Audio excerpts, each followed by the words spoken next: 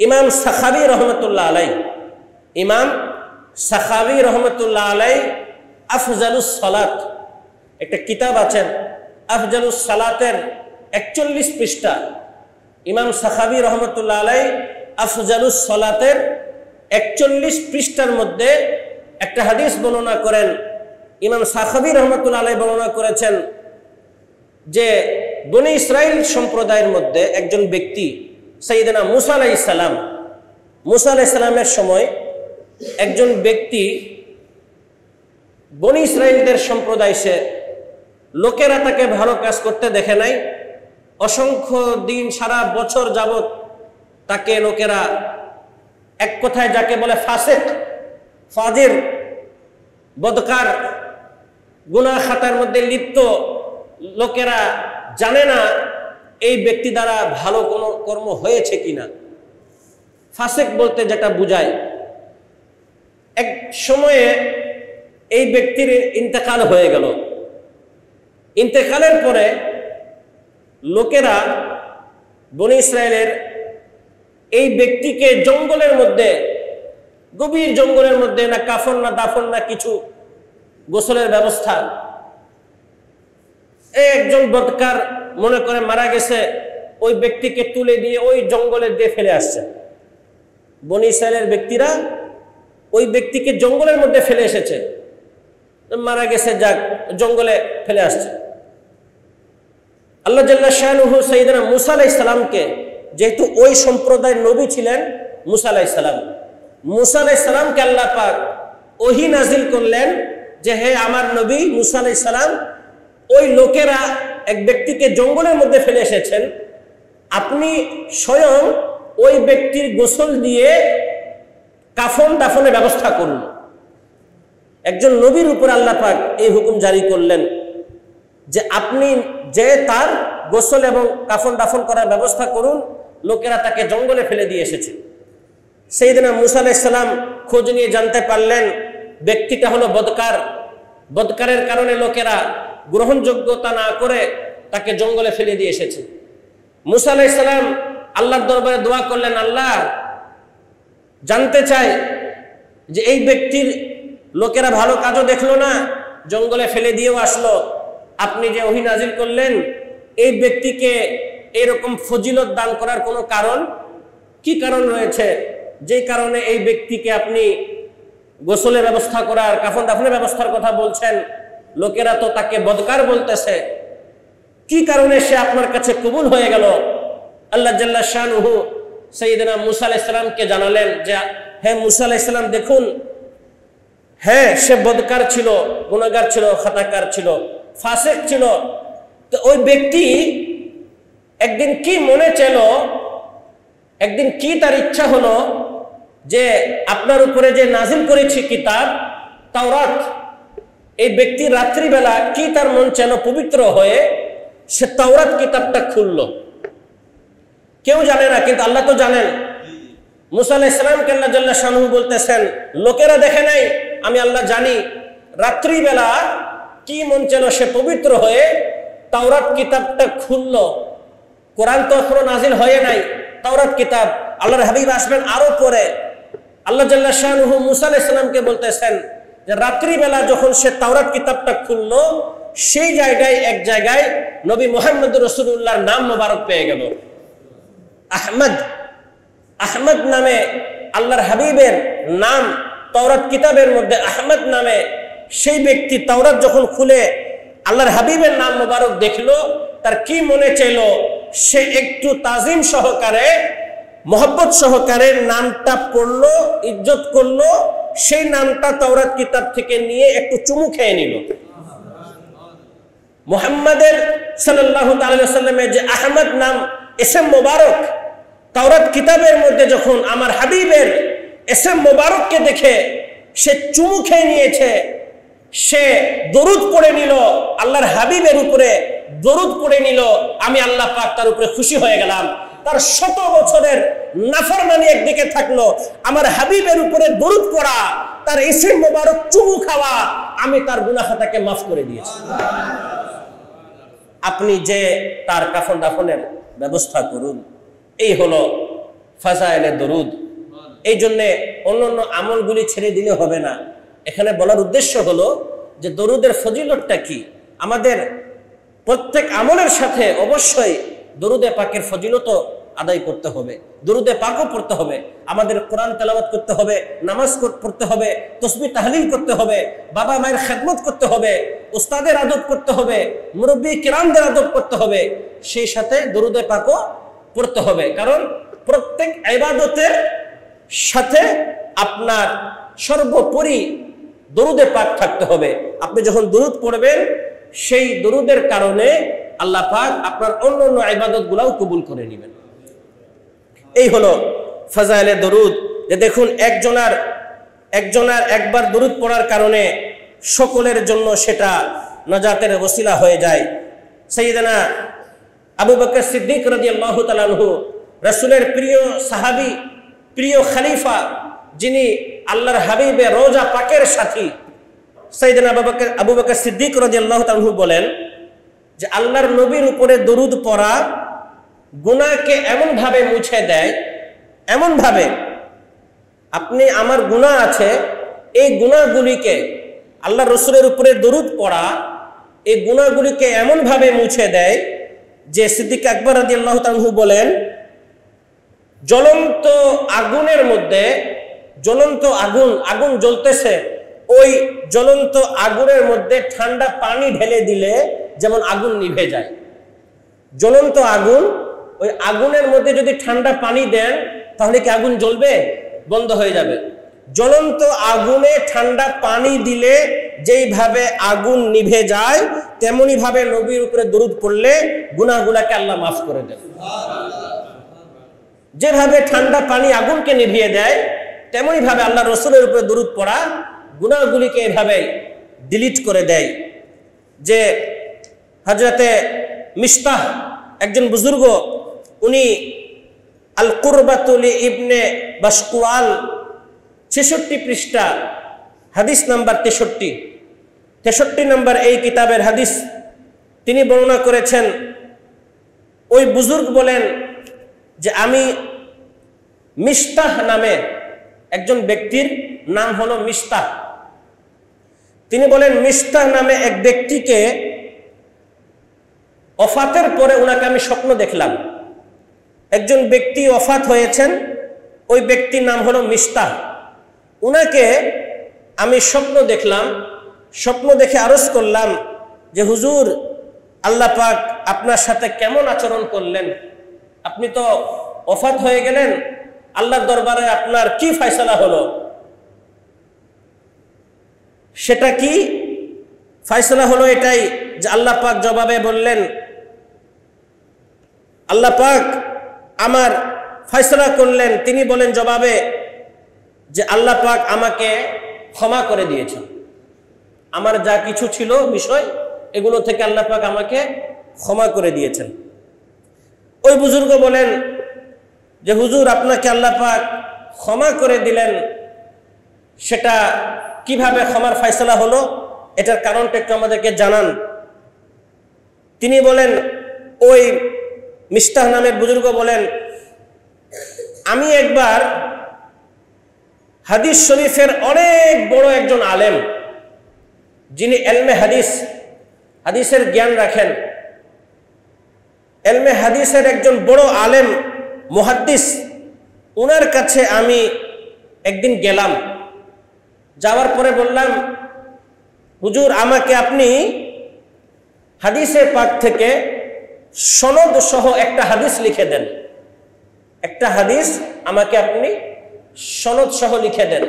হাদিসের মধ্যে সাল্লাল্লাহু তাআলা আলাইহি ওয়াসাল্লাম রাসূলের নাম মোবারক থাকে, প্রত্যেকটা হাদিসের মধ্যে দেখবেন রাসূলের পাকের ইসম মোবারক সেখানে রয়েছে। তো উনি বলেন যে আমি একজন মুহাদ্দিস সাহেবকে বললাম, হাদিসের একজন শাইখ, উনাকে বললাম যে আমাকে একটা সনদ সহ হাদিস লিখে দেন। তো উনি আমাকে, আমি ওখানেই ছিলাম, আমার সামনে কিছু লোক বসেছিল আরো, যেভাবে আমি বলছি হাদিস বইয়ের মধ্যে, হাদিস থেকে আমি বলছি, আমার থেকে আপনারা শুনতেছেন, ঠিক না? আমি বলছি বই থেকে, আপনারা আমার থেকে শুনছেন। তেমনি ভাবে সেখানে কিছু উপস্থিত ব্যক্তি ছিলেন। সেখানে ইনি হাদিস লেখার জন্য গেলেন। ওই আলেম সাহেব ওনাকে আল্লাহর হাবিবের একটা হাদিস লিখে দিচ্ছিলেন। তো ওই হাদিস লেখার সময় এক জায়গাতে হুজুর করিম রউফুর রহিম সাল্লাল্লাহু তাআলা আলাইহি ওয়াসাল্লাম ওনার ইসম মুবারক চলে আসলো। হাদিস লেখার এক পর্যায়ে আল্লাহর হাবিবের নাম মোবারক আসলো। তো যখন আল্লাহর হাবিবের নাম মোবারক আসলো, তো ওই ব্যক্তি বলেন যে যেই মুহাদ্দিস যিনি হাদিস লিখে দিচ্ছিলেন, যখন রাসূলের নাম মোবারক আসলো তখন তিনি দরুদ পাঠ করলেন সাল্লাল্লাহু তাআলা আলা মুহাম্মদ। যখন রাসূলের নাম মোবারক আসলো তখন মুহাদ্দিস সাহেব রাসূলের উপরে দরুদ পাঠ করলেন।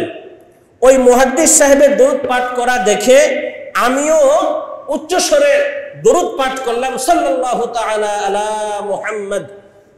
যিনি মাসলা হচ্ছে, যখন আপনি দরুদ পড়া কাউকে শুনবেন, আপনি আমাকেও পড়তে হবে। যখন নবীর নাম মোবারক আসবে শুধু মুহাম্মদ বলে থেকে যাবেন না, মুহাম্মদ সাল্লাল্লাহু আলাইহি ওয়াসাল্লাম। তো তিনি যখন এই দরুদ পড়লেন সেটা শুনে আমিও উচ্চ স্বরে দরুদ পড়ে বসলাম। যখন আমি দরুদ পড়লাম, মুহাদ্দিস সাহেব লিখলেন, ওনারটা শুনে আমি পড়লাম।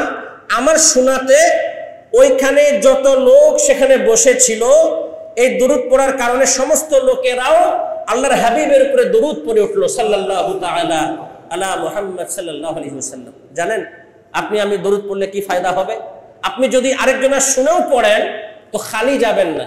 তার নজির হচ্ছে এই হাদিস, যে আপনি যদি কারো শুনেও পড়েন, উনি বলেন যখন মুহাদ্দিস সাহেবের শুনে আমি পড়লাম, আমারটা শুনে উপস্থিত সবাই পড়ে উঠলো, আল্লাহর হাবিবের উপরে দরুদ পাঠ করলো, যার বরকতে আল্লাহ পাক আমি সহ ওই মজলিসে যারা দরুদ পড়েছেন আল্লাহ পাক সবাইকে মাফ করে দিয়েছেন। এই হলো আমার নাজাতের কারণ। ওই মজলিসের মধ্যে আমি দরুদ পড়ার কারণে সেই আওয়াজ শুনে সবাই সমস্বরে যখন দরুদ পড়ে উঠলেন, আমারটা দরুদ পড়ার সাথে শুনে শুনে সকলেই দরুদ পড়ার কারণে আল্লাহ পাক সকলের গুনাহকে মাফ করে দিয়েছেন। জুমার রাত্রি বিশেষ একটা রাত্রি, যেটা দরুদ পড়ার জন্য অনেক ফজিলতপূর্ণ। হিলিয়াতুল আউলিয়া একটা কিতাব, এই হিলিয়াতুল আউলিয়ার ৮ম খণ্ড ৪৯ পৃষ্ঠা, হাদিস নাম্বার ১১,৩৪১। হিলিয়াতুল আউলিয়া ৮ম খণ্ড ৪৯ পৃষ্ঠা, হাদিস নাম্বার হচ্ছে ১১,৩৪১।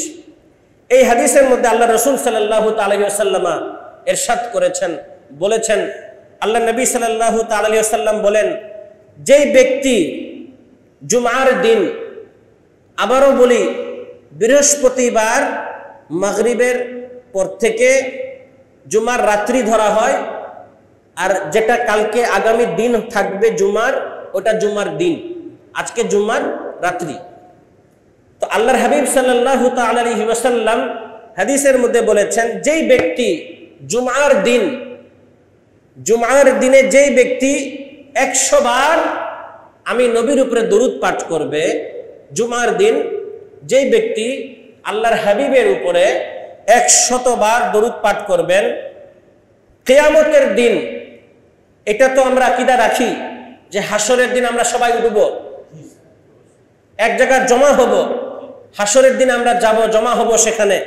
তো আল্লাহর হাবিব বলেন, যে ব্যক্তি জুমার দিন ১০০ বার দরুদ পাঠ করে কিয়ামতের দিনে যখন সে উঠবে, যেদিন কিয়ামতের দিন যখন সে তাকে উঠানো হবে, সে উঠে যখন কিয়ামতের দিনে আসবে, তো ওই জুমার দিনে ১০০ বার দরুদ পড়ার কারণে আল্লাহ পাক তাকে এমন একটা নূর দান করবেন, এমন নূর দান করবেন, তাকে এমন বরকতের নূর দান করবেন যে কিয়ামতের দিন যখন সে উঠে আসবে তখন ওই নূরটাও তার সাথে সাথে আসবে।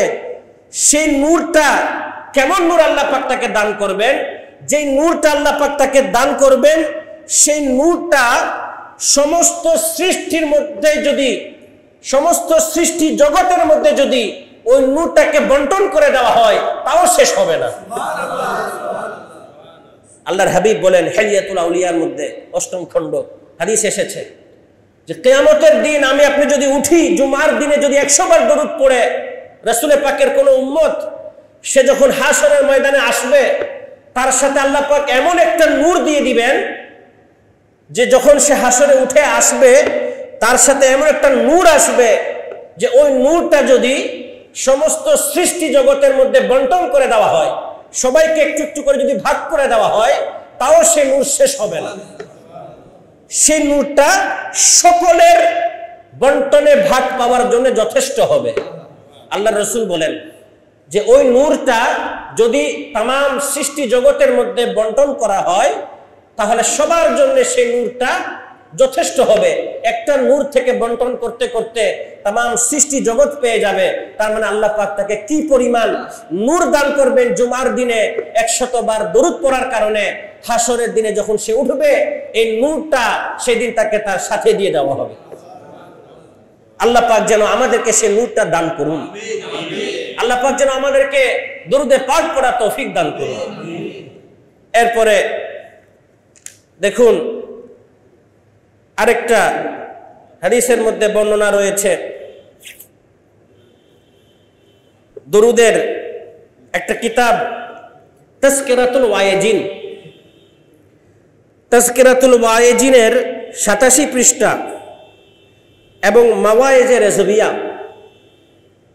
মাওয়াইজে রেজবিয়ার 6ষ্ঠ খণ্ডের 68 পৃষ্ঠা, তাজকিরাতুল ওয়াইজিন এটার 87 পৃষ্ঠা, মাওয়াইজে রেজবিয়ার 6ষ্ঠ খণ্ডর 68 নম্বর পৃষ্ঠা।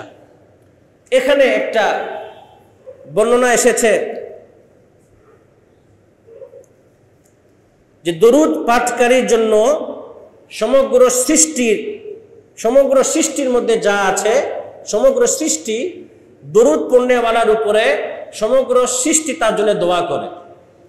সমস্ত সৃষ্টি যে ব্যক্তি দরুদ পড়েন তার উপরে সমস্ত সৃষ্টি দোয়া করে। এই হাদিসটা একটু খেয়াল করে দেখুন। হযরতে আমর ইবনে দিনার থেকে বর্ণিত রাদিয়াল্লাহু তাআলা আনহু, এই হাদিসের মধ্যে অনেক ফাজাইল বর্ণনা হয়েছে এবং সেই সাথে আল্লাহর মাখলুকের মধ্যে কেমন কেমন প্রাণী আছে এটাও আপনারা বুঝতে পারবেন। আল্লাহর মাখলুকের মধ্যে কেমন কেমন প্রাণী আল্লাহ পাক সৃষ্টি করেছেন সেটাও আপনারা বুঝতে পারবেন যে আল্লাহ পাকের সৃষ্টির মধ্যে কেমন কেমন প্রাণী, কেমন কেমন ফেরেশতা, আল্লাহর মাখলুকের মধ্যে কেমন কেমন আল্লাহর বান্দা রয়েছেন।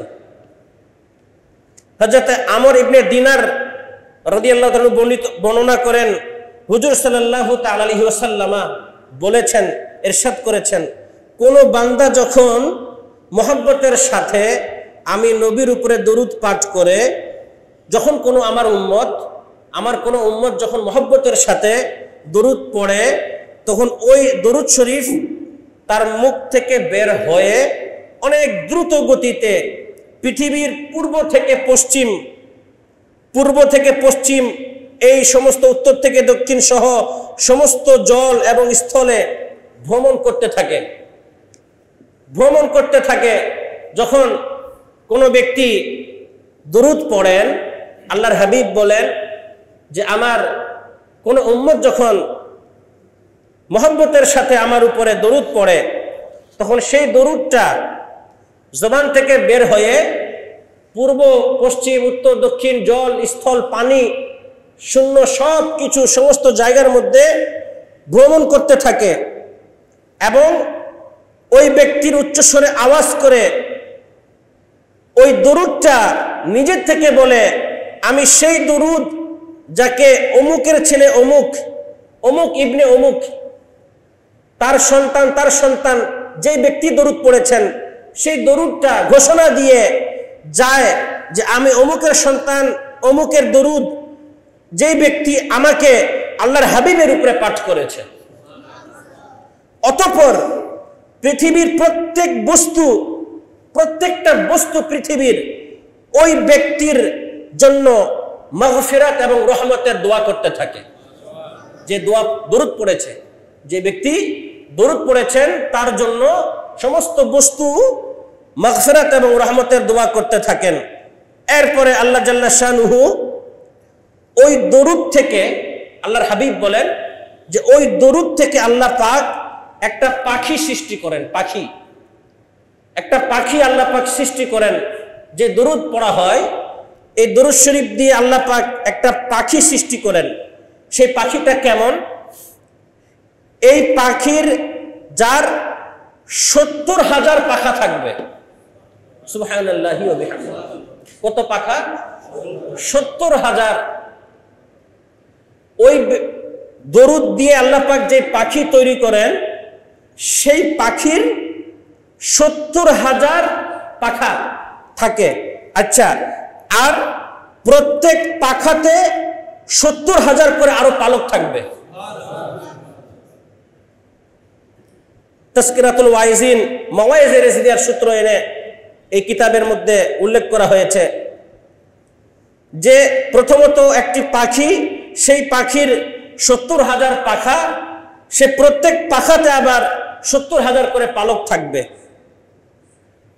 প্রত্যেক পালকে, পাখির যে পালক হবে, আল্লাহর হাবিব সাল্লাল্লাহু আলাইহি ওয়াসাল্লাম ইরশাদ করেন, প্রত্যেক ওই 70,000 তো পালকই থাকবে, তার প্রত্যেক পালকের মধ্যে 70,000 করে মাথা থাকবে। 70,000 করে মস্তক, মাথা। পাখি 70,000 পাখা, প্রত্যেক পাখাতে 70,000 করে পালক। সেই 70,000 পালকের মধ্যে আবার এক একটা পালকে 70,000 করে মাথা। ওয়াল্লাহু আলা কুল্লি শাইইন কাদির কেন বলা হয়েছে? আল্লাহ পাক প্রত্যেক শায়ের উপরে, প্রত্যেক বিষয়ের উপরে, প্রত্যেক কুদরতের উপরে আল্লাহ পাক ক্ষমতাবান। তার হাবিবের দরুদের ফজিলত আল্লাহ পাক কিভাবে দান করছেন দেখুন। এই পাখির আকৃতি, যার প্রত্যেক পালকে 70,000 করে মাথা। আচ্ছা, এরপরে প্রত্যেক মাথায়, প্রত্যেক মস্তকে আবার, প্রত্যেকটা মাথার মধ্যে আবার 70,000 করে চেহারা থাকবে। 70,000 করে চেহারা থাকবে। প্রত্যেক পালকে 70,000 মাথা, প্রত্যেক মাথার মধ্যে 70,000 করে চেহারা থাকবে। প্রত্যেক চেহারার মধ্যে 70,000 জবান থাকবে, মুখ। প্রত্যেক চেহারায় 70,000 মুখ থাকবে। দরুদের থেকে আল্লাহ পাক পাখি সৃষ্টি করেন, তার মধ্যে 70,000 পাখা থাকে। প্রত্যেক পাখায় 70,000 পালক থাকবে। প্রত্যেক পালকে 70,000 মস্তক থাকবে। প্রত্যেক মস্তকে 70,000 চেহারা। প্রত্যেক চেহারায় 70,000 মুখ থাকবে। এবং প্রত্যেক মুখের মধ্যে 70,000 যে মুখ, সে প্রত্যেক মুখের মধ্যে আবার 70,000 করে জিহ্বা থাকবে। 70,000 করে জিহ্বা দেওয়া হবে। আর প্রত্যেক জিহ্বার মধ্যে, প্রত্যেক জিহ্বার মধ্যে 70,000 ভাষা থাকবে। 70,000 ভাষা থাকবে। কয়টা ভাষার নাম জানি আমি, আপনি বলুন কয়টা ভাষা? 100টা ভাষার নাম বলতে পারবেন? কয়টা ভাষার নাম বলতে পারবেন? আল্লাহ পাক, আল্লাহর হাবিব ইরশাদ করেন যে ওই পাখির জবানের মধ্যে 70,000 ভাষা থাকবে। 70,000 ভাষায় কথা বলতে সক্ষম ওই জবান। আল্লাহ পাক প্রত্যেক ভাষায় এই 70,000 যে ভাষা থাকবে, এই 70,000 ভাষায়, প্রত্যেক ভাষায় কিয়ামত পর্যন্ত ওই যে জিহ্বা, 70,000 যে জবান থাকবে, 70,000 ভাষা থাকবে, প্রত্যেক ভাষাগুলোই কিয়ামত পর্যন্ত আল্লাহর তাসবিহ এবং তাহলিল পাঠ করবে, আল্লাহর দরবারে জিকির আজকার করবে। 70,000 জবান দিয়ে 70,000 ভাষা, 70,000 ভাষায় কিয়ামত পর্যন্ত আল্লাহর তাসবিহ তাহলিল পাঠ করতে থাকবে। আর ওই পাখিটা যে 70,000 ভাষায় আল্লাহর জিকির করতেছে, তাসবিহ তাহলিল করতেছে, এগুলোর কি সওয়াব পাবে না? আমরা দোয়া দরুদ পড়লে কি সওয়াব পাই না? ওই পাখি যে 70,000 ভাষায় যে কিয়ামত পর্যন্ত আল্লাহ তাসবিহ তাহলিল পাঠ করতে থাকবে, এগুলির যে সওয়াব ওই পাখির যেই জিকির আজকার করবে এই সবগুলির সওয়াব ওই দরুদ পাঠকারীর আমলনামায় দান করা হবে। দরুদ পাঠকারীর আমলনামায় ওই পাখি যে তাসবিহ তাহলিল করবে সেগুলির সওয়াব কিয়ামত পর্যন্ত দরুদ পাঠকারীদের আমলনামায় দেওয়া হতেই থাকবে। আর সেই পাখিটা আল্লাহর দরবারে মাগফিরাতের দোয়া এইভাবে করবে যে আল্লাহ রাসূল সাল্লাল্লাহু তাআলা আলাইহি ওয়াসাল্লাম বলে দিয়েছেন যে উম্মতেরা রাসূলের উপরে দরুদ পাঠ করে আপনি তাদেরকে মাফ করে দিন। তাহলে আল্লাহর দরবারে কেমন কেমন মাখলুক আছে আর দরুদের কি ফাজাইল রয়েছে। আল্লাহর হাবিব সাল্লাল্লাহু তাআলা আলাইহি ওয়াসাল্লাম ইরশাদ করেন, যে ব্যক্তি আমার প্রতি সম্মান প্রদর্শন করে আমার উপরে একবার দরুদ পাঠ করবে, মহান আল্লাহ জাল্লা শানুহু ওই দরুদ দ্বারা একজন ফেরেশতা সৃষ্টি করে দিবেন। এই দরুদ দিয়ে এক সপ্তাহের মধ্যে সব সম্ভব নয়, ইনশাআল্লাহ তাআলা আগামী আরো সামনে আপনারা জানতে পারবেন যে দরুদের কি ফজিলত রয়েছে। একবার দরুদ পড়ার কারণে ওইটা দ্বারা আল্লাহ পাক ফেরেশতা সৃষ্টি করেন, যার একটি পাখা থাকে পশ্চিমের শেষে আরেকটি পাখা থাকে পূর্বের শেষে। এমন একজন ফেরেশতাকে আল্লাহ পাক সৃষ্টি করেন।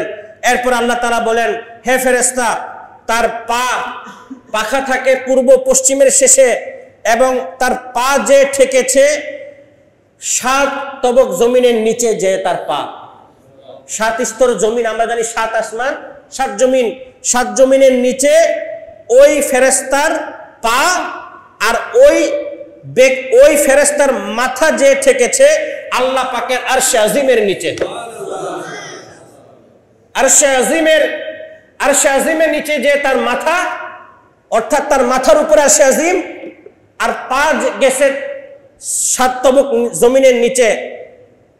আল্লাহ পাক ইরশাদ করেন, হে ফেরেশতা, তুমি দরুদ পাঠকারী আমার বান্দাদের জন্য তুমি রহমতের দোয়া করো।